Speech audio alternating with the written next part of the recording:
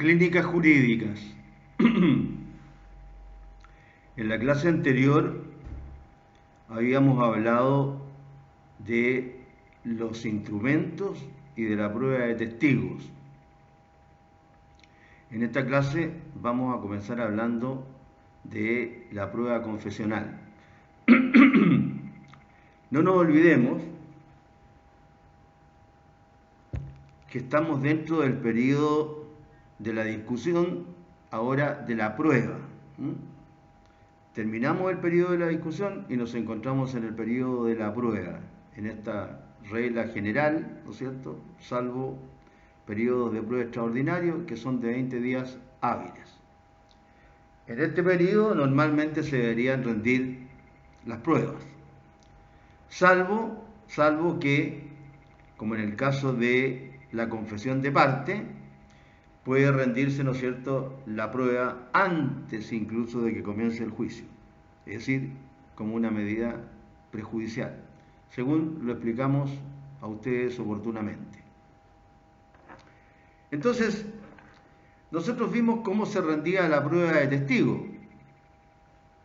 Vimos que dentro de un plazo, que era de 5 días, había que presentar tanto la nómina de los testigos, es decir, la individualización de los testigos, con la minuta respecto de los puntos de prueba.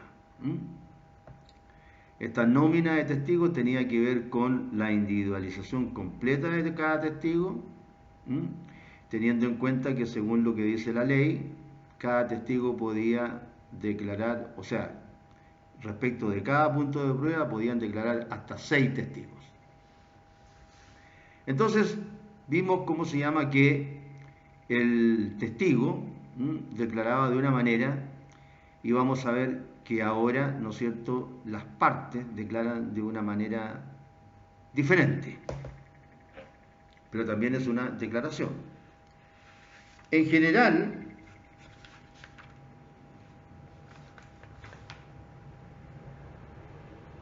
tratándose de los testigos, hay una norma ahí que es una norma bastante simple, pero que se la voy a leer porque también se aplica a la confesión de parte, como lo vamos a ver por disposición expresa del artículo 395. El artículo 395, que está encuadrado dentro de este párrafo de la declaración de parte, dice el 395, lo dicho en el artículo 370, que es aplicable a los testigos, es aplicable a la declaración de los litigantes. O sea, para los dos rigen lo mismo, no obstante que se trata de declaraciones diferentes. ¿Qué es lo que decía el 370 respecto de los testigos?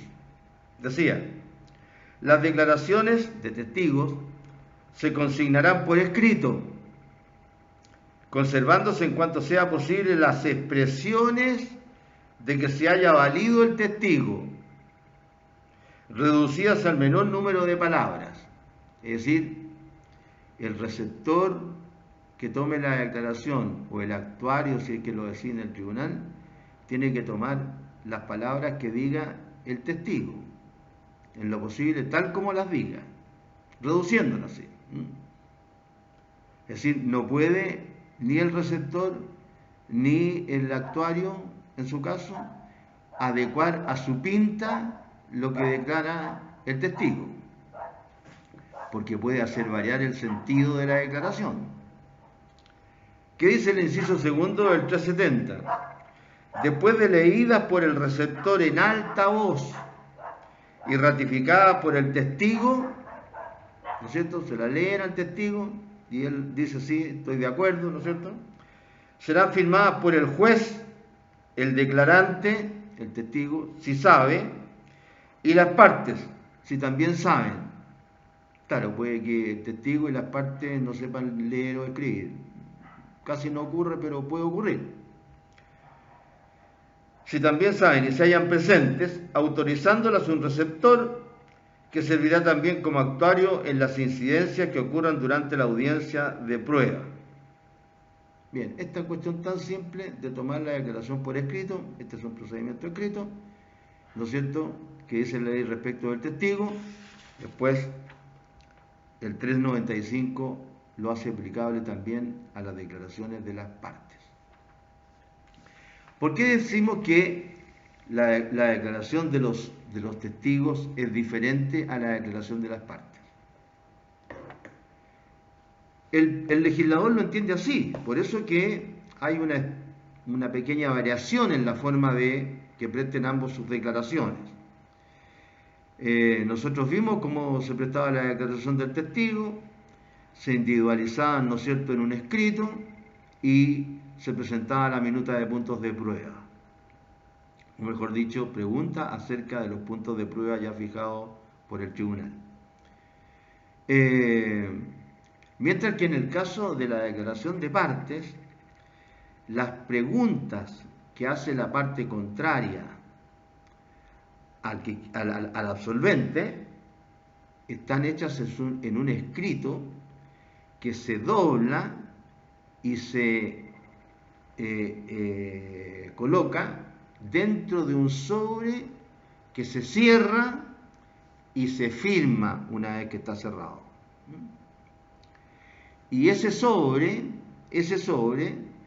se adjunta al escrito en que se solicita la audiencia, como lo vamos a explicar mejor después que demos las explicaciones de carácter procesal.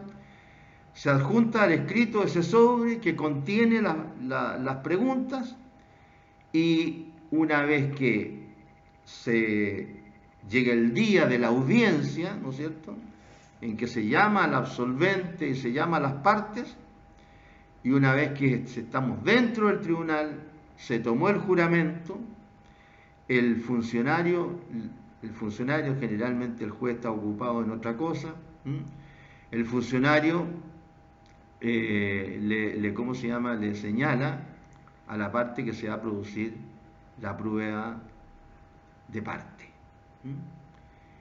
Se le toma el juramento por el juez al absolvente, y luego, ¿no es cierto?, se procede en su presencia a abrir el sobre y sacar desde dentro del sobre el escrito que contiene las preguntas. Preguntas que pueden ser hechas en forma interrogativa o en forma asertiva. Cuando las preguntas son hechas en forma asertiva, se denominan posiciones. Por eso que la diligencia normalmente se conoce como absolución de posiciones, porque normalmente lo que hacen los abogados es hacer las preguntas en forma asertiva. Es decir, la pregunta va afirmando un hecho. Siempre las preguntas dicen relación sobre hechos, no sobre el derecho. Una vez más, reitero esto, porque el derecho no se prueba, salvo la prueba del derecho extranjero. Entonces, preguntas sobre hechos. ¿Y por qué se toman, si pudiéramos decir, mayores precauciones respecto de la parte? ¿Por qué queremos que la parte no conozca las declaraciones de la otra parte, o mejor dicho, las preguntas, antes de que sea la audiencia en donde inmediatamente debe contestar esas preguntas? Porque en el caso de los testigos, la ley exigía, ¿no es cierto?, que se individualizaran los testigos y se hiciera la minuta de preguntas relacionadas con cada punto de prueba. Se sabía, ya constaba en el expediente eso, cualquiera podía verlo. Todavía sigue siendo así, lo único que ahora se ve a distancia, ¿no es cierto?, a través de un computador. Pero se conocen la minuta de preguntas relacionadas con los puntos de prueba que van a tener que contestar los testigos. Acá no. Acá la idea es que la parte contraria no conozca las preguntas que se le están haciendo a su otra parte, porque puede pedirlo el demandante al demandado que vaya a contestar estas preguntas, y al revés, puede el demandado pedir que el demandante vaya a contestar las preguntas. ¿Y por qué esta diferencia? Porque simplemente es consecuencia de la diferencia que existe entre un testigo y una parte. Los testigos son terceros ajenos al juicio. No tienen ningún interés en el juicio. En teoría estamos hablando, ¿no es cierto? Así debería ser. Claro, si uno pretende llevar a un amigo o a un familiar, que lo impide la ley porque es una inhabilidad, pero si un familiar que no tenga los apellidos de uno, un familiar que no sea la cónyuge, que no sea un hermano, que no sea, qué sé yo, alguien que tenga los apellidos de uno, uno lo puede llevar y no se darían cuenta eventualmente en el tribunal si no tienen conocimiento, porque de repente uno tiene un familiar con apellidos distintos. A lo mejor un primo, un cuñado, etcétera, un familiar consanguíneo o político, etcétera, un suegro, etcétera. No tiene por qué saber la otra parte, ¿no es cierto?, el nombre de toda la familia política, por ejemplo, de uno. Entonces uno podría pasar a alguien, ¿no es cierto?, como que no tiene interés, pero sí tiene interés en que a uno le den la razón. ¿A quién? A la parte respecto de la cual presta la declaración, el testigo. Pero volvamos a la idea del legislador y a la regla general. Y volvamos a ese principio que ya no cumple toda la gente, que es el principio de la buena fe, que debería cumplirlo. Entonces el testigo es un tercero extraño, mientras que la parte no. La parte no es un tercero extraño, la parte es un interesado en el juicio, forma parte del juicio, va a recibir las consecuencias del juicio. Es decir, la parte, ¿no es cierto?, va a ser, o si pudiéramos decirlo así, ganadora o perdedora. Mientras que el testigo es un tercero ajeno al juicio, en teoría no le importan los resultados del juicio, sino que el testigo va a declarar solamente respecto de que él, de los hechos que él haya percibido por sus sentidos: vista, oído, gusto, tacto, olfato, los 5 sentidos. ¿Qué es lo que percibió el testigo a través de alguno de sus sentidos? El principal testigo es el testigo presencial, que se llama, o sea, el que ve los hechos sobre los cuales declara. También está el testigo de oída, escuchó. Un ciego va a declarar en un choque, ¿no es cierto?, respecto de un hecho. El ciego no vio el semáforo, pero puede haber sentido un impacto fuerte, un impacto más o menos, o un impacto despacio. Y por ahí el juez va a poder sacar conclusiones. Ese es un testigo de oída, ¿no es cierto? El ciego, el cortoísta o el que estaba en una posición que no podía ver, por ejemplo, un semáforo o los mismos vehículos, a lo mejor sí pudo escuchar el impacto y pudo escuchar a lo mejor la frenada. Y a lo mejor al testigo le parece que la frenada venía de tal parte, aunque haya estado en una posición que no le permitió ver el vehículo, etc. Es decir, hay testigos también de oída, así como lo hay presenciales, es decir, los que vieron. Los dos son presenciales, pero digo en el sentido de verlo. También hay testigos de oída porque le contaron, pero eso ya tendría que coincidir con otras pruebas para que los jueces le otorguen, ¿no es cierto?, alguna validez. Eso es lo que hay que tener en cuenta, es decir, que los testigos con las partes son personas totalmente distintas que comparecen a un juicio. Al testigo, en teoría, no le va ni le viene que al demandante o al demandado le den la razón. Él va a decir lo que él conoce, lo que él percibió a través de sus sentidos. Mientras que la parte está interesada en que uno o el otro obtenga en el juicio. Claro, porque ¿quiénes son las partes? Las partes directas son el demandante y el demandado. Entonces el demandante está interesado en que le den la razón a él. Y a su vez el demandado tiene la posición contraria. Está interesado en que le den la razón a él. Al demandante le interesa que acojan la demanda, que acojan su demanda. Mientras que al demandado le interesa lo contrario. Le interesa que le nieguen la demanda al demandante, que se la rechacen. En todas sus partes es posible. Así que las posiciones son distintas en relación con el demandante y el demandado. Y lo mismo ocurre, claro, no sé si de manera tal vez más accesoria, con las partes indirectas, con los terceros,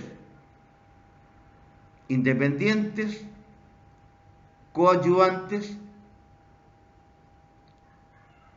o les dejo la tarea de cuáles son los otros terceros. Entonces esos terceros también tienen un interés actual en el juicio.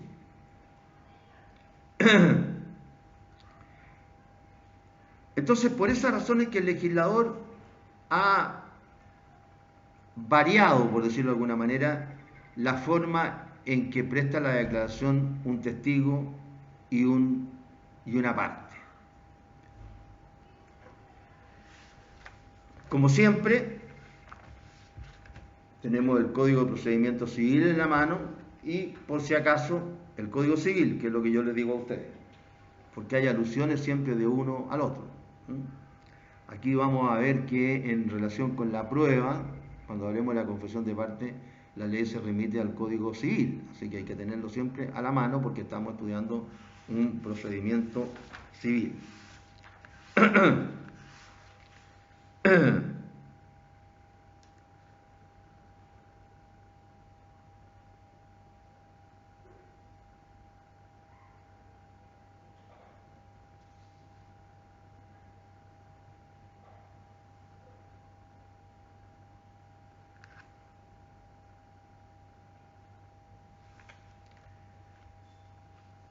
Así que, aclarado este punto, vamos a entrar a analizar las disposiciones, como lo hacemos siempre, relacionadas con este tipo de prueba. Volviendo a la clase anterior y en relación con los testigos, no dejen de tener en cuenta el artículo 384 que señala: los tribunales apreciarán la fuerza probatoria de las declaraciones de los testigos conforme a las reglas siguientes, y señala 6 reglas, y va diciendo: la declaración de un testigo, la declaración de 2 o más testigos conteste cuando las declaraciones sean contradictorias con las de la otra parte, cuando los testigos de una y otra parte reúnan iguales condiciones de validez, cuando los testigos de una y otra parte sean iguales en circunstancias y números, etc. Es decir, el legislador analiza la prueba de testigo y otorga una serie de reglas. Esas hay que tenerlas en cuenta porque, como dijimos, la ley en relación con la prueba en materia civil se preocupa básicamente del valor probatorio, ¿no es cierto?, que tiene cada prueba, cada tipo de prueba en juicio, y de la prueba de las obligaciones. Eso es lo que la ley procesal civil pretende, darle un mérito probatorio a cada probanza y después probar las obligaciones o su extinción, evidentemente. Así que eso es lo que hay que tener en cuenta, porque ahora vamos a ver una regla distinta en relación con la prueba de confesión de parte. Nosotros ya nos habíamos referido a la confesión de parte. Nosotros habíamos dicho en la primera clase que el juicio podía iniciarse no con la demanda ordinaria, no con la demanda principal, sino que podía iniciarse con una demanda de medida prejudicial. Y esta demanda de medida prejudicial podía iniciarse precisamente pidiendo una absolución de posiciones. Claro que ahí había que cumplir con ciertas exigencias para poder rendir esta prueba de absolución de posesiones antes del periodo que normalmente se deben rendir todas las pruebas, que es ahora, durante el término probatorio. Y por eso es que la ley, en el 284, ya nos había dicho que podíamos rendir la prueba de parte, de confesión de parte, antes de este periodo de prueba ordinario. Y en el 284 nos había dicho la ley: si hay motivo fundado para temer que una persona se ausente por breve tiempo del país, podrá exigírsele como medida prejudicial que absuelva posiciones sobre hechos calificados previamente de conducentes por el tribunal, el que, sin ulterior recurso, señalará día y hora para la práctica de la diligencia. Es decir, si el tribunal estima que los hechos que son pedidos para que sean absueltos son conducentes, así lo va a declarar y va a ordenar día y hora para que se realice, ¿no es cierto?, esta diligencia en forma prejudicial, sin ulterior recurso. O sea, no hay recurso. Dice el inciso segundo del 284, si se ausenta dicha persona dentro de los 30 días subsiguientes al de la notificación, sin absolver las posesiones o sin dejar apoderado con autorizaciones e instrucciones bastantes para hacerlo durante la secuela del juicio, se le dará por confesa en el curso de este, salvo que aparezca suficientemente justificada la ausencia sin haber cumplido la orden del tribunal. Es decir, la persona no compareció a absolver las posesiones como medida prejudicial después de haber sido notificada. Durante un tiempo se le va a tener por confeso si es que no da las explicaciones correspondientes. Así que ya habíamos hablado de este medio probatorio. Y lo recuerdo para que ustedes tengan en cuenta que la absolución de posiciones de la parte, ¿no es cierto?, no solamente se puede rendir durante el término probatorio. Incluso vamos a ver una regla diferente, después, cuando empecemos a estudiar esta materia de la confesión de parte, que nos dice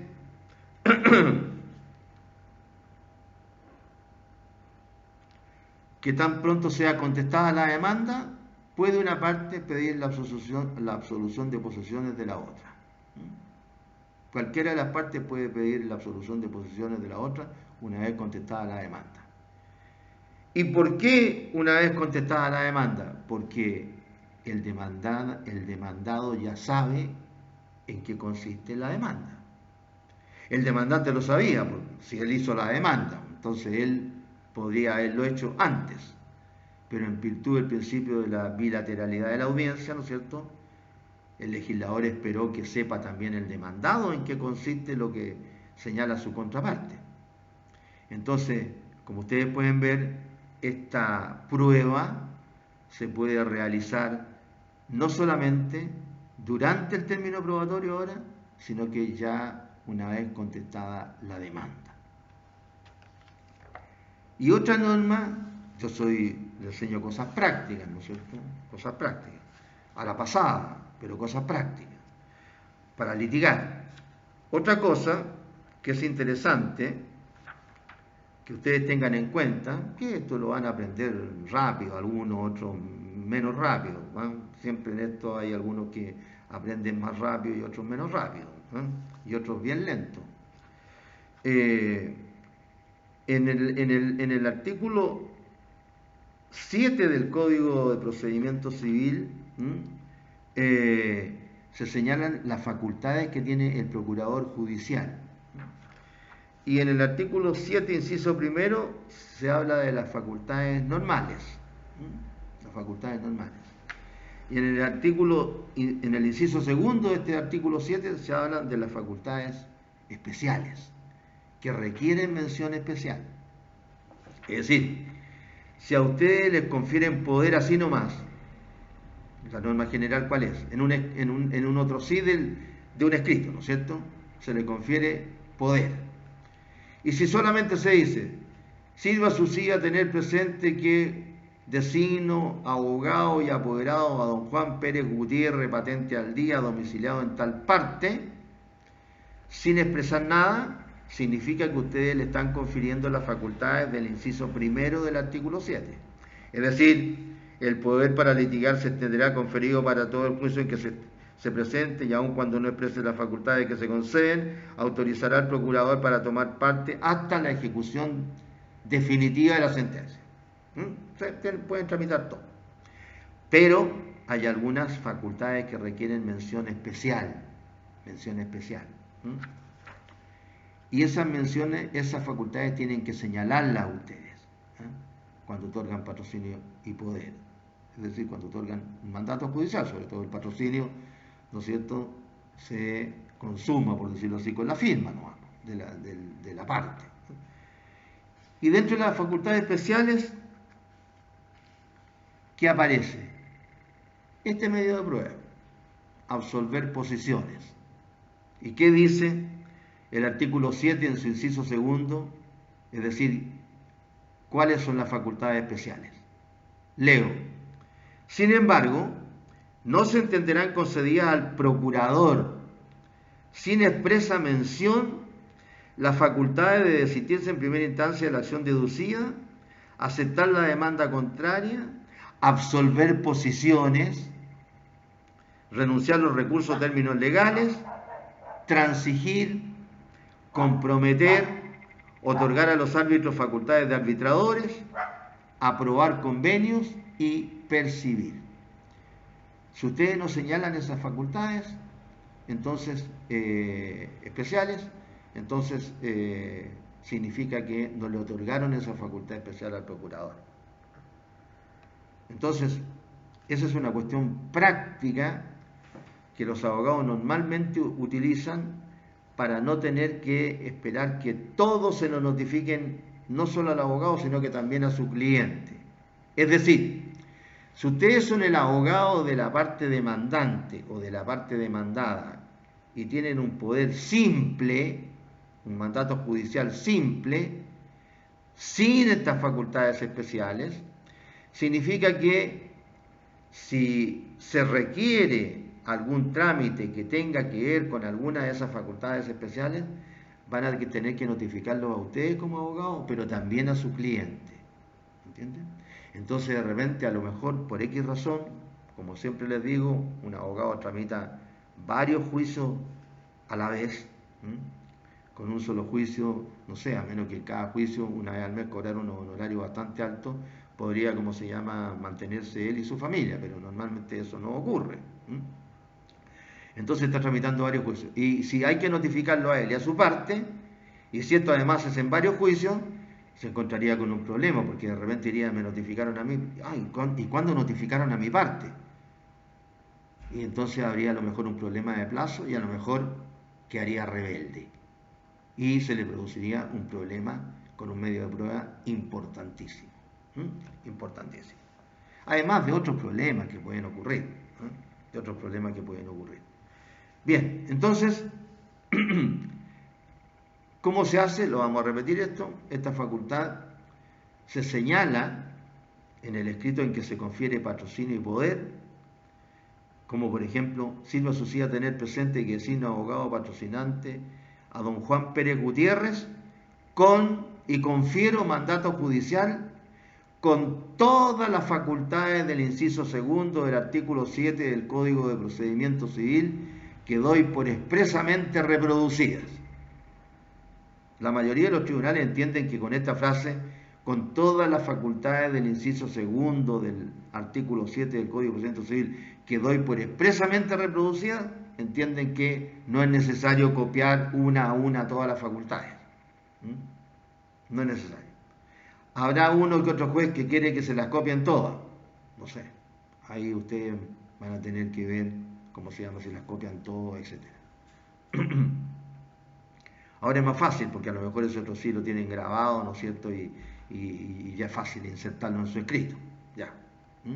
Cambiar el nombre del abogado, ¿no es cierto? La patente y nada más. Pero esa es la situación. Entonces, si a ustedes le han otorgado la facultad para, para que su representado absuelva posiciones, entonces basta con que lo notifiquen a ustedes. Y si lo notifican a ustedes para que su representado comparezca el quinto día hábil a tal hora después de notificado, absolver posiciones, ustedes ya lo saben inmediatamente y con su calendario sacan la cuenta al tiro qué día tienen que llevar o no a su representado. Ahí después van a ver si lo llevan en primera citación o en segunda citación, eso lo van a elegir ustedes, dependiendo de su horario o como una táctica profesional en materia de prueba, etc. Así que yo cumplo con hacérselos presentes para que ustedes lo sepan. Todo esto, ¿para qué? Para hacer un escrito. Pero mientras más explicaciones hay, no solamente les recuerdo el derecho procesal, sino que también se los aclaro, y junto con ello son las explicaciones para hacer el escrito.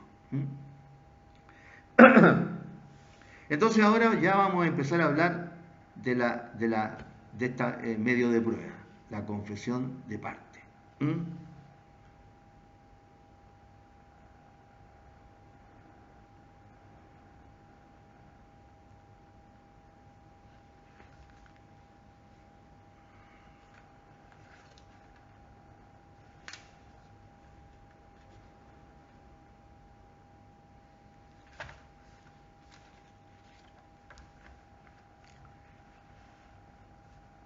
Esta prueba a la cual se refiere el artículo 341, que señala los medios de prueba de que puede hacerse uso en juicio, aparece legislada en los artículos 385 hasta el 402.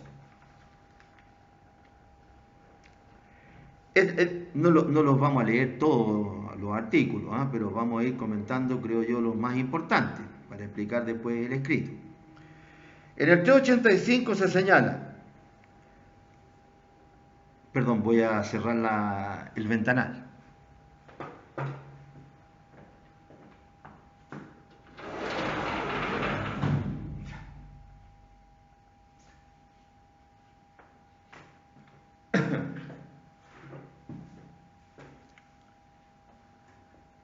En el artículo 385 se señala, fuera de los casos expresamente previstos por la ley, medida prejudicial, quiere decir el legislador, todo litigante está obligado a declarar bajo juramento, contestada que sea la demanda, sobre hechos pertenecientes al mismo juicio, cuando lo exija el contendor o lo decrete el tribunal en conformidad al artículo 159.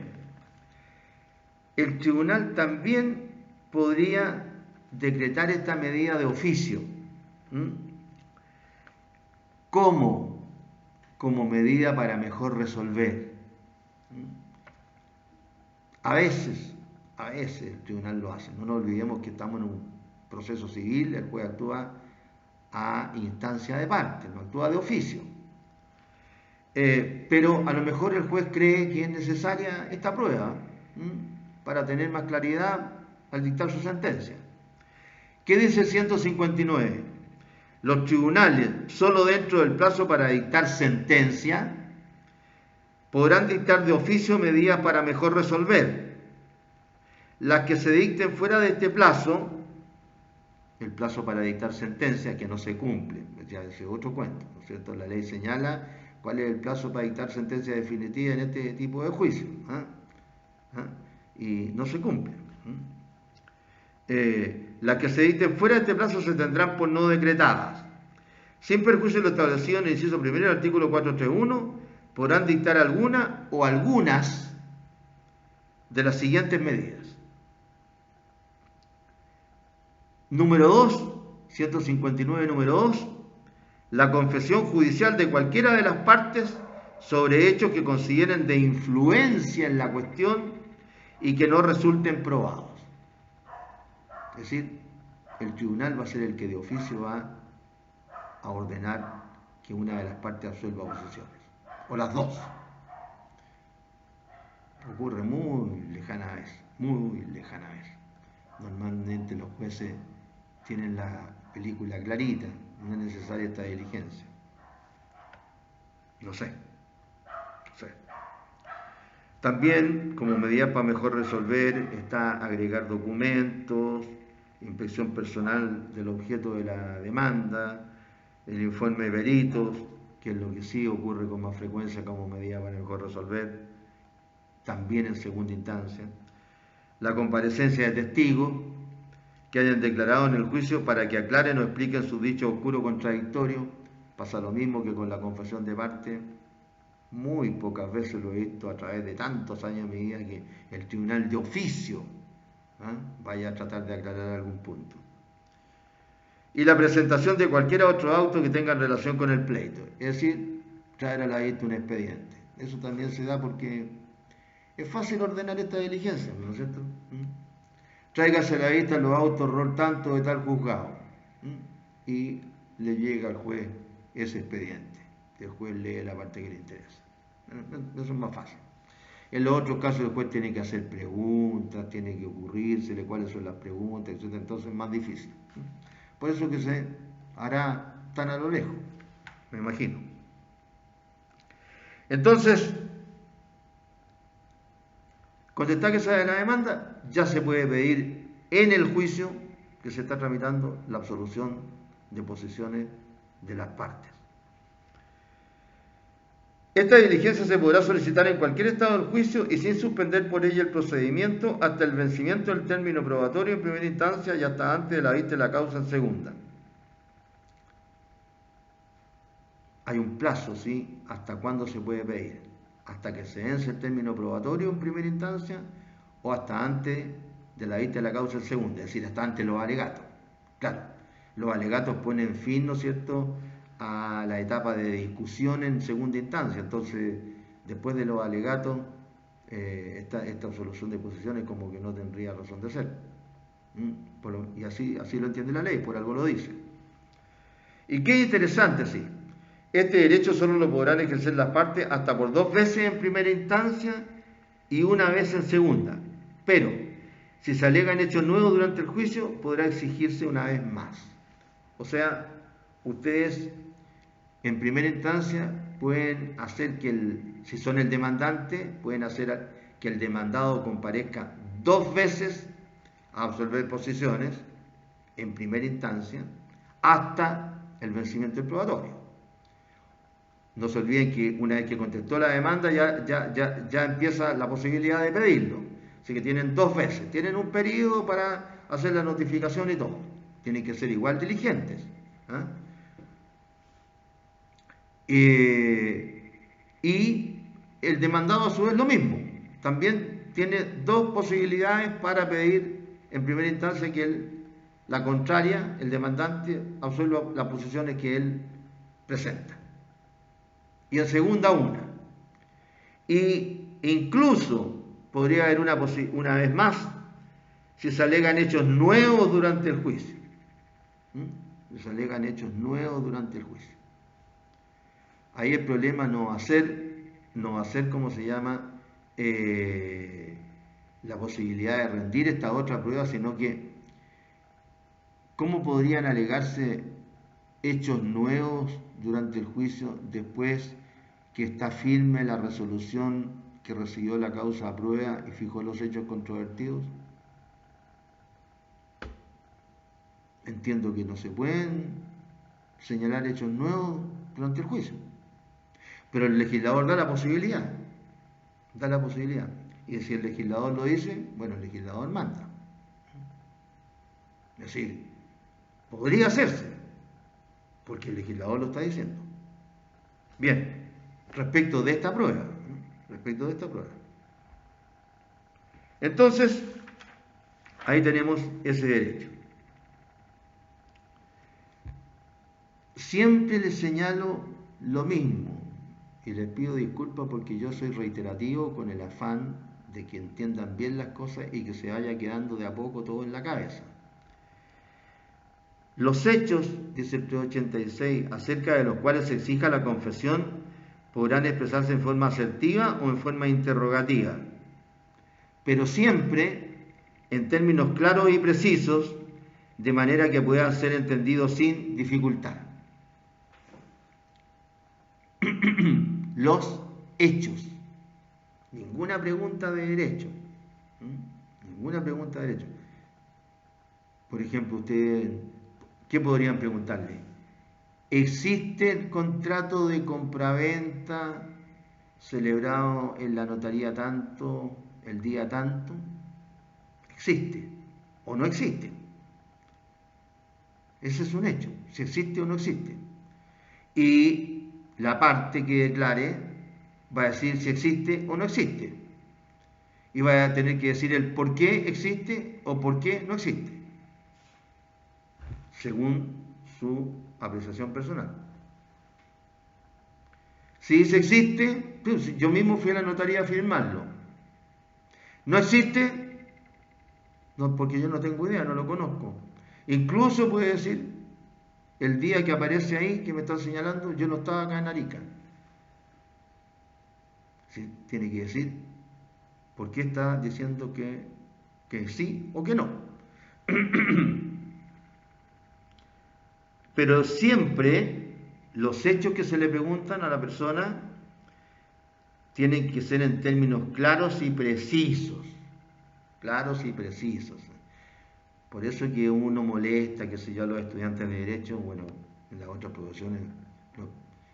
profesiones que se enseñan en la universidad, se preocuparán los profesores de esas carreras. Nosotros nos preocupamos de nosotros. Por eso que se exige, ¿no es cierto? Se va exigiendo a través de ¿cómo se llama?, de los diferentes cursos, etcétera, a través de los años, que las personas vayan aprendiendo a expresarse bien, porque el legislador lo exige. Lo está diciendo clarito, en términos claros y precisos, de manera que puedan ser entendidos sin dificultad. Es decir, hay que saber hablar. No se trata de aprenderse verbos, muchos verbos difíciles o palabras difíciles o que se usan poco, no. Saber hablar claro y preciso. Lo está exigiendo el legislador. Diga cómo es efectivo y le consta que el contrato de compraventa sobre el inmueble ubicado en tal parte se celebró entre tal persona y tal persona. Bien preciso. Bien preciso. ¿Qué sería impreciso? Diga como es el efectivo y le consta que un contrato que se habría celebrado en la primera región sobre un inmueble ubicado en la villa Portales. Pues la pregunta contiene un montón de posibilidades distintas. ¿Eso qué es lo que es? Es oscuro. No es una pregunta precisa. Menos una afirmación precisa. ¿Por qué? Porque las preguntas pueden ser en forma asertiva o en forma interrogativa. Entonces tiene que ser claro. Si yo además estoy haciendo una pregunta en forma asertiva, entonces, lo cual tiene mucha importancia, estoy proponiendo valga la redundancia, una posición, entonces tengo que ser muy preciso, por una razón muy simple. Porque si la parte contraria, la que tiene que absorber posiciones, no concurre, o concurre y se niega a declarar, o declara y da respuesta evasiva, se lo tiene por confeso en todas aquellas posiciones, es decir, en todas esas preguntas hechas en forma asertiva. Las hechas en forma interrogativa no son tenidas por confeso a la parte que tiene que absorber la posesión. Ahí está la importancia. Entonces yo, ¿cómo le pregunto en este caso? Diga como es efectivo y le consta que en Arica se celebró en la notaría tanto el contrato de compraventa entre tal y tal persona el día tanto respecto de tal inmueble. Entonces ahí la parte tiene que contestar, ¿es efectivo o no es efectivo? Que la pregunta está clarita. Y si resulta con el resto de las probanzas o de las mismas posiciones que es efectivo, esa pregunta mentirosa no va a ser tomada en cuenta. ¿Se entiende? Bien.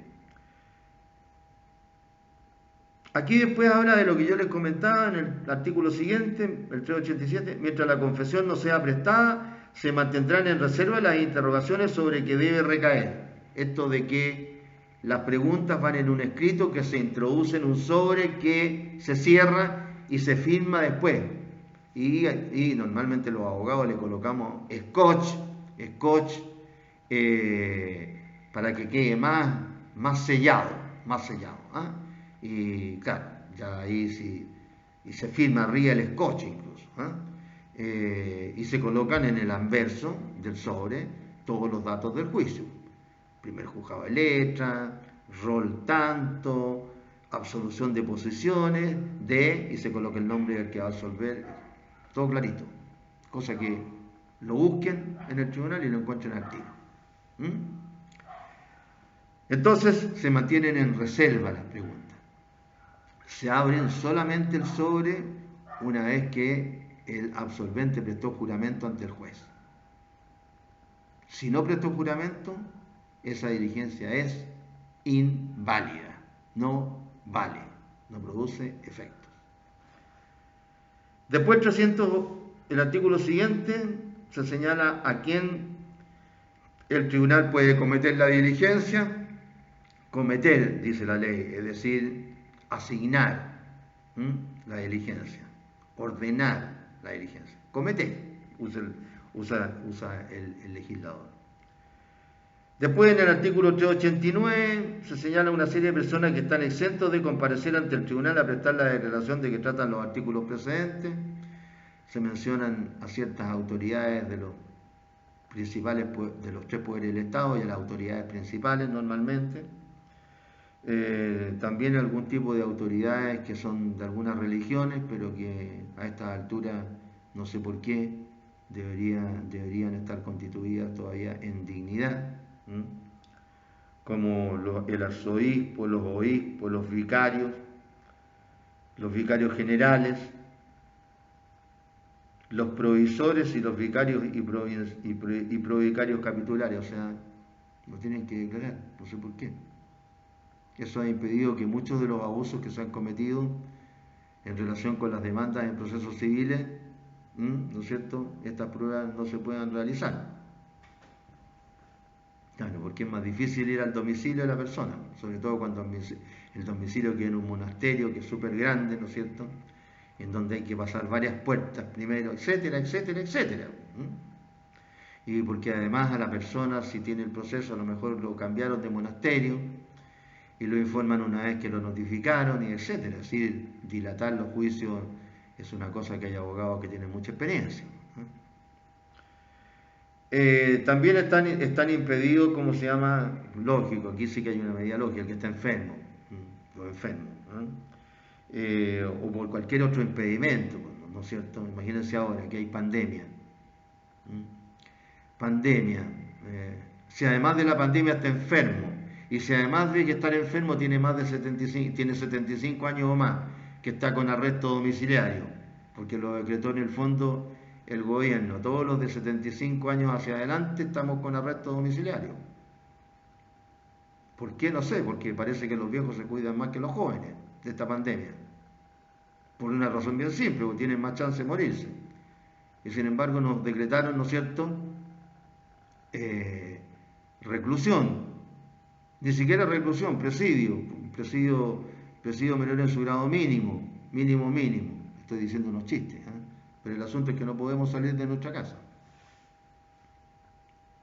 solamente por la edad. Y después las mujeres, en caso de que el tribunal estime prudente eximirla de esta asistencia. Claro, imagínense una mujer que está en estado de gravidez, o sea, está preñada, embarazada. Está a lo mejor en condiciones complicadas o con muy avanzado estado de embarazo. Claro, eso se justifica, lógico. Después, en el 390 se señala que antes de interrogar al litigante se le tomará juramento. El juramento es un requisito de la esencia de esta diligencia. Si no hay juramento, no hay diligencia, no hay validez de la diligencia. No hay validez de la diligencia. Antes de interrogar al litigante se le tomará juramento de decir verdad en conformidad al artículo 363. Antes de examinar acá también una norma de los testigos que se aplica a la declaración de parte, porque es lo mismo. Antes de examinar a cada testigo, se dice acá, se le hará prestar juramento al tenor de la fórmula siguiente. Juráis por Dios decir verdad acerca de lo que se os va a preguntar, y el interrogado responderá, sí, juro, conforme a lo dispuesto en el artículo 62. Conforme a lo dispuesto en el artículo 62. Siempre hay que estar leyendo las disposiciones. Siempre que en una actuación haya de tomarse juramento, a alguno de los concurrentes se le interrogará por el funcionario autorizante al tenor de la siguiente fórmula. ¿Juráis por Dios decir verdad acerca de lo que se os va a preguntar? O bien, ¿juráis por Dios desempeñar fielmente el cargo que se os confía según la naturaleza de la actuación? El interrogado deberá responder sí, juro. En estos casos hay juramento. No hay promesa de decir verdad. No, aquí no. Acá dice la verdad o no la dice. Porque si prometo, a lo mejor digo, mire, ¿sabe qué? Después dice, tuve que mentir porque de acuerdo con mis convicciones, por esto, por el otro, etcétera, entonces no dije la verdad. No. Acá es un hecho acerca de un proceso. Y tiene que decir si está diciendo la verdad o no está diciendo la verdad. Chao.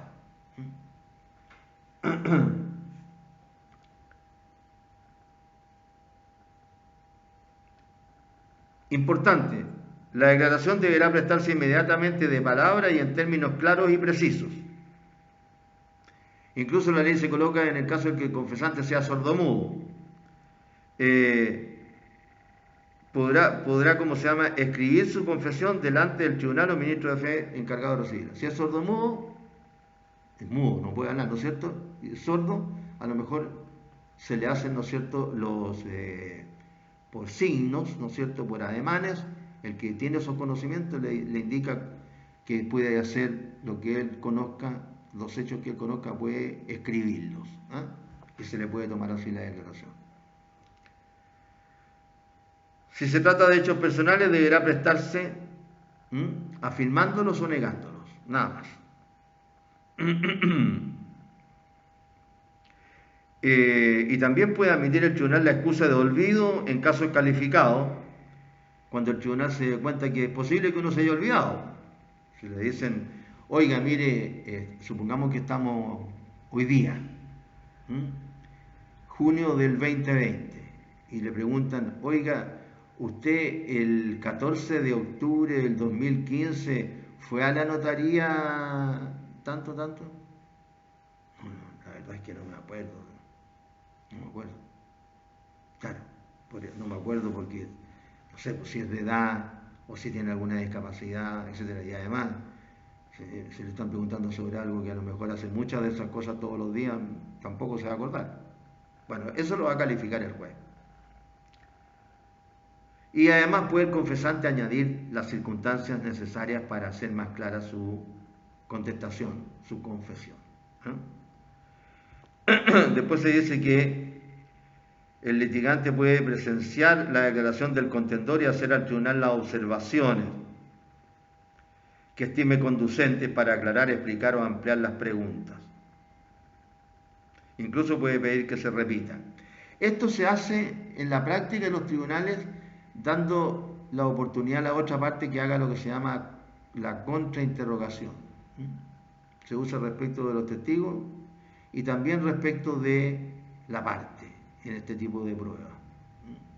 Si la otra parte, una vez que el testigo ha contestado la pregunta que le ha hecho la parte que lo presenta, que se lo han leído en el pliego, la otra parte, ¿no es cierto?, tiene derecho a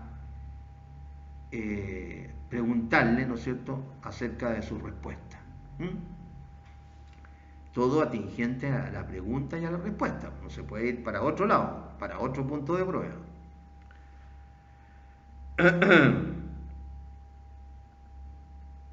Aquí vienen dos artículos importantes que los voy a leer para explicarlo. Si el litigante citado ante el tribunal para prestar declaración no comparece, se le volverá a citar los apercibimientos que expresan los artículos siguientes. O sea, hay dos chances para que vaya el absolvente. Primera citación y segunda citación. Si el litigante no comparece al segundo llamado, de esto se entiende que el primer llamado es voluntario, o sea, el litigante si quiere, una vez notificado, si quiere va o no va porque es la primera.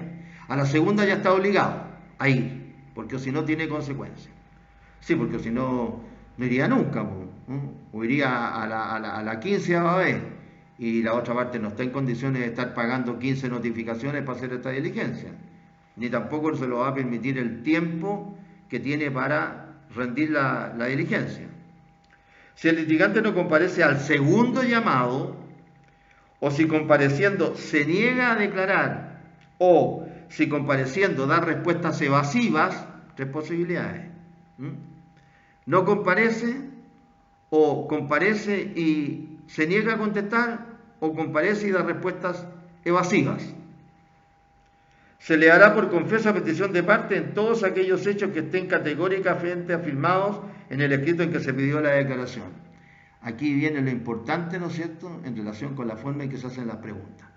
Si yo he hecho la pregunta en forma asertiva, es decir, afirmando un hecho, esa pregunta, o respecto de esa pregunta, se le va a tener por confeso a aquel que incurre en alguna de estas situaciones. O no concurrió, o concurrió y se negó a declarar, o concurrió y declaró, pero dio respuestas evasivas. O sea, no contestó nada. No contestó nada atingente. Después, se señala que podrá exigirse confesión al procurador de la parte sobre hechos personales de él mismo. También se puede exigir que vaya ya no la parte, sino que el procurador de la parte. Pero acá se trata sobre hechos personales del procurador. Él va a tener que declarar en relación con el juicio, sí, pero hechos personales de él. Oiga, usted estuvo conversando con su representado para que contestara tal cosa, le están diciendo al procurador, es decir, al abogado. También la ley lo considera, artículo 396. Después en el 397 también hay una disposición muy importante por lo práctica, que se la expliqué en antes, cuando a uno le daban poder con facultad para absolver posesiones, que dice: el procurador es obligado a hacer comparecer a su mandante para absolver posesiones en el término razonable que el tribunal designe y bajo el apercibimiento indicado en el artículo 394. Claro, ahí ustedes van a ver al tiro si la parte contraria designó abogado con facultad para absolver posesiones. Y si tiene facultad para absolver posesiones, tiene facultad para hacer comparecer a su mandante a absolver posesiones. Entonces ustedes tienen que hacer una sola notificación al procurador y él se debe encargar de hacer comparecer a su representado. Puede que el juez por alguna razón ordene de oficio que comparezca, o sea, que se notifique al abogado y a la parte.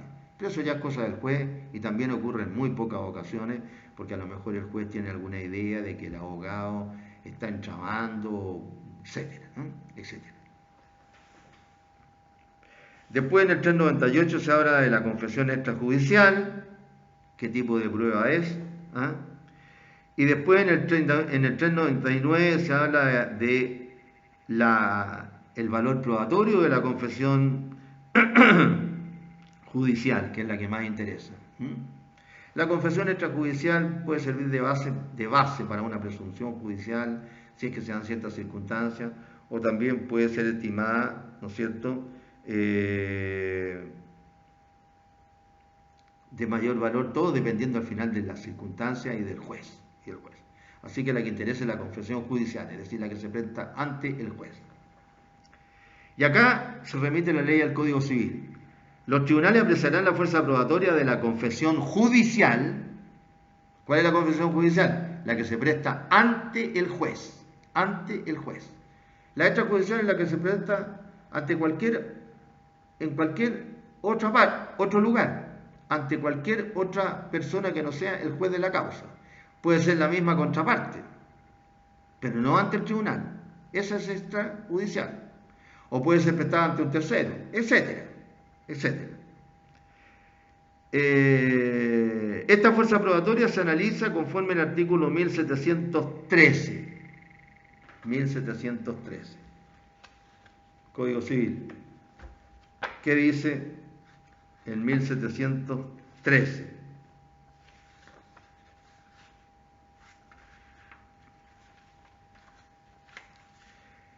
La confesión que alguno hiciera en juicio por sí o por medio de apoderado especial o de su representante legal y relativa a un hecho personal de la misma parte, producirá plena fe contra ella, plena fe, plena prueba contra la parte. Aunque no haya un principio de prueba por escrito, salvo los conocidos, etc.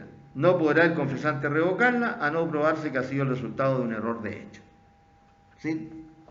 De ahí viene ese adagio de que la confesión judicial, la confesión prestada ante el juez, produce plena prueba. Y por ello, a confesión de parte, relevo de prueba. Diga como es efectivo que usted adeuda el precio total de la compraventa, que son 200 millones de pesos. Respuesta, sí es efectivo. Plena prueba. Plena prueba. Después se abre la confesión tácita o presunta, que es la que establece el 394, es decir, cuando no comparece, o cuando comparece y no se niega a declarar, o comparece y declara pero da respuesta evasiva. Esta confesión es la tácita o presunta. Producirá los mismos efectos que la confesión expresa. Claro, pero la expresa puede ser judicial o extrajudicial. Es decir, produce los mismos efectos. Si es judicial y no comparece, o comparece y se niega a declarar, o comparece, declara y da respuesta evasiva, si es judicial, produce los mismos efectos que la confesión expresa. Ahora estamos hablando de la presunta. Produce los mismos efectos. Después en el artículo siguiente se habla de la divisibilidad de la confesión. Y la regla general es que la confesión no puede dividirse. No puede dividirse en perjuicio del que confiesa. No puede decirse de lo que contestó el confesante, esto sí y esto no. Salvo en dos oportunidades. Siempre que comprenda hechos diversos, enteramente desligados entre sí.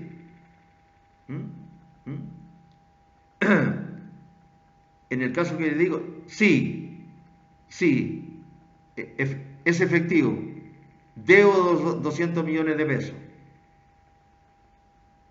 punto, pero los pagué con un crédito que obtuve del Banco Chile, esa parte no me interesa, que tengo que pagar al Banco Chile, esa parte no interesa, el problema de él, no tiene que ver con esto. Y cuando comprendiendo varios hechos que están ligados, o que se modifiquen los unos a los otros, el contendor justifica con algún medio de prueba legal la falsedad de las circunstancias que según el confesante modificarían o alterarían el hecho confesado. Claro, si aparece después alguna prueba, ¿no es cierto?, que va en contra de lo que el confesante dijo, sería muy remoto que un juez de la República de Chile admitiera, ¿no es cierto?, este medio de prueba. Porque aquí los jueces, ¿no es cierto?, la ley a la letra, lo que dice el 341 y lo que dicen, aquí no hay interpretación. Sí, aquí hay el código a ultranza. Y a lo mejor es bueno que así sea, porque con los criterios que hay a veces, ¿no es cierto?, que se manifiestan en tantas jurisprudencias que hay sobre un mismo aspecto. En algunos casos se rechazan los recursos, en otros se acogen los recursos, en algunos se declaran admisibles los recursos, en otros se declaran inadmisibles. En la Corte Suprema hay una sala especial para declarar inadmisibles los recursos de casación. Y se supone que un abogado que presenta un recurso de casación es porque sabe presentarlo. Y se lo declaran inadmisible. Ya no es que rechacen el recurso, ni siquiera lo admiten a tramitación. Y ni siquiera se dicen los fundamentos, sino que se dan fundamentos a contrario censo. Normalmente se dice, el recurso no reúne los requisitos del artículo tanto. Y uno lee y se da cuenta que los reúne. Otra cosa es que dijeran, no me gustan los recursos, o que feo los recursos, o están malos los recursos. Pero no que digan simplemente que se declare inadmisible el recurso de casación porque no reúne los requisitos del artículo tanto.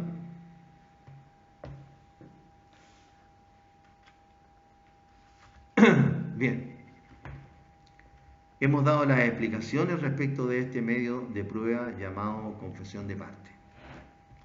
Ahora el escrito. El escrito.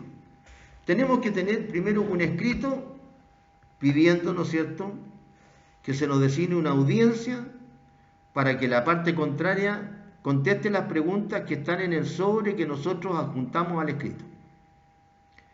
Suma de este escrito pidiendo la audiencia. Puede tener varias formas. Puede ser solamente solicita audiencia para confesión del demandado bajo apercibimiento legal al tenor de las posiciones que contiene el sobre que acompaña. Nada más. Nada más. Va todo incluido. O también puede decir, en lo principal, solicita audiencia para que el demandado absuelva posiciones bajo el apercibimiento de los artículos que señala. Que señalo. Otro sí, acompaña pliego de posiciones. Como quieran. Las dos fórmulas son totalmente buenas. Entonces, después de CJL, ¿no es cierto?, Juan Pérez Gutiérrez, abogado, en representación del demandante, en autos rol tanto, caratulado tanto con tanto, auxía digo. Solicito se designe día y hora para que el demandado Alberto Cruz Undurraga absuelva personalmente, muy importante poner personalmente, posiciones al tenor de la que contiene el pliego que en sobre cerrado acompaño, bajo el apercibimiento de los artículos 393 y 394 y 397 del Código de Procedimiento Civil. Por tanto, reconocía acceder a lo solicitado y designar la audiencia pedida e interrogar al absolvente al tenor del sobre que acompaña el sobre cerrado bajo los apercibimientos señalados. Así sería el escrito. Y el sobre que va acompañado con el escrito, va corcheteado, ¿no es cierto?, con el escrito. El sobre debería tener en el anverso todos los datos del juicio. Primer juzgado de letras de Arica, rol, lo más importante el rol, absolución de posiciones de el nombre del absolvente completo. ¿No es cierto? Todo clarito. Porque normalmente lo que hacen en el tribunal, como hay muchas absoluciones de posiciones, hay muchos documentos, y esto tiene que quedar guardado, entonces el tribunal le coloca un número que coincide con cómo lo archivan ellos ahí, o lo guardan en una caja, dentro de la caja fuerte, o qué sé yo, o de un estante con llave.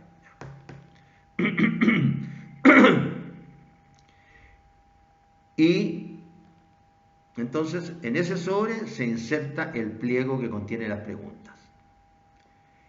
¿Cómo se haría este pliego?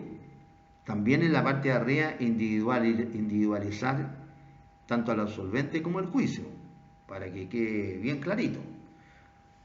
¿Cómo se hace normalmente?